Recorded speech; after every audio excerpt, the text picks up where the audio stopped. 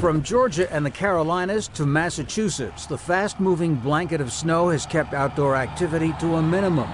Winds as high as 90 kilometers an hour persuaded motorists to stay off the roads, but many of those who did venture out found the conditions to be more than they had bargained for.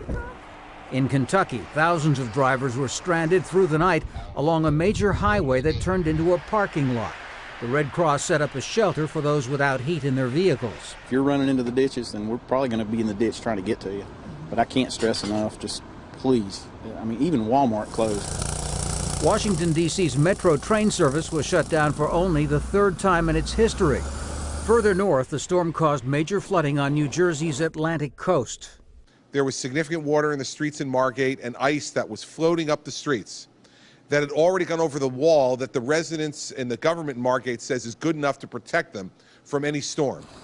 After the snow forecast for New York City was raised to 76 centimeters, officials there ordered a rare travel ban. So all vehicles that are not emergency vehicles or authorized vehicles or involved in direct urgent service to people need to be off the streets. The NYPD will begin enforcing the travel ban at 2:30 today, and that ban will remain in effect until further notice.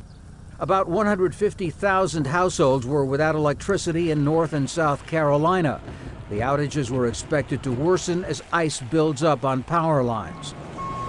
But in Washington, the weather turned streets bare of traffic into a snowboarder's delight. And at the National Zoo, Tian, one of its giant pandas, just couldn't get enough of the snow. Since Friday, 15% of all commercial flights in the U.S., that's more than 7,500 of them, have been canceled, which means that beginning Sunday, the airlines will have to start coping with a huge backlog of passengers. Tom Ackerman, Al Jazeera, Washington.